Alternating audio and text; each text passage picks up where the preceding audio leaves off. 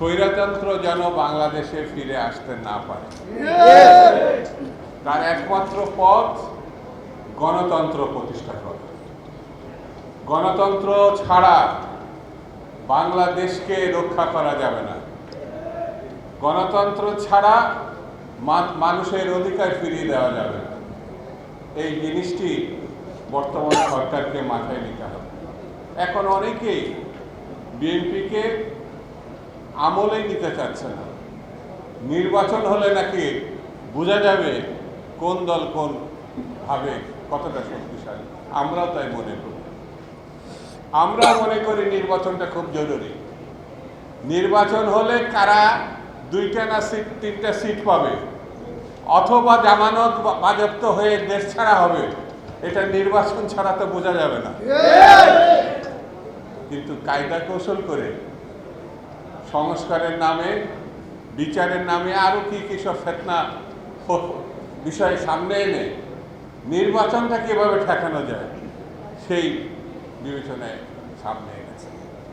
আমরা মনে করি আগামী দিনে জয়নাল ফারুক সহ বিএনপির উপরে যে অত্যাচার হয়েছে তার প্রতিশোধ নেব নির্বাচনের মধ্য দিয়ে, বিএনপির বিজয়ের মধ্য দিয়ে, বিএনপির সরকার গঠনের মধ্য দিয়ে।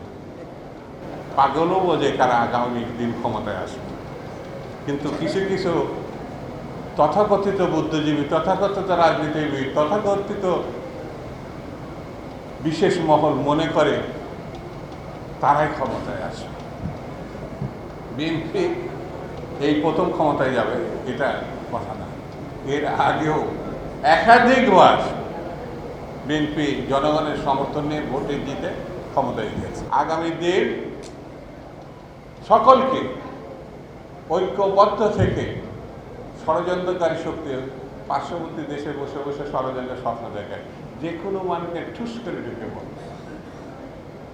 আওয়ামী লীগের আগামী 100 বছরের মধ্যে ফিরে আসার কোনো সম্ভাবনা নেই, কোনো সম্ভাবনা নাই। আওয়ামী লীগকে হত্যা করেছে, খুন করেছে, সেই হত্যাকারী আছে শেখ হাসিনা। ফারুক রশিদ এক সময় 15ই আগস্টের গণঅভ্যুত্থানের মধ্য দিয়ে অনেকে বলে শেখ মুজিবকে হত্যা করেছে। আমরা মনে করি, আমি ব্যক্তিগতভাবে মনে করি 15ই আগস্ট শেখ মুজিব নিজেই তার স্বৈরতান্ত্রিক শাসন ব্যবস্থার মধ্য দিয়ে নিজেই তৈরি করেছে, নিজেই সেই অবস্থা তৈরি করেছে। তার দায় অন্যের ঘাড়ে চাপানো ঠিক না।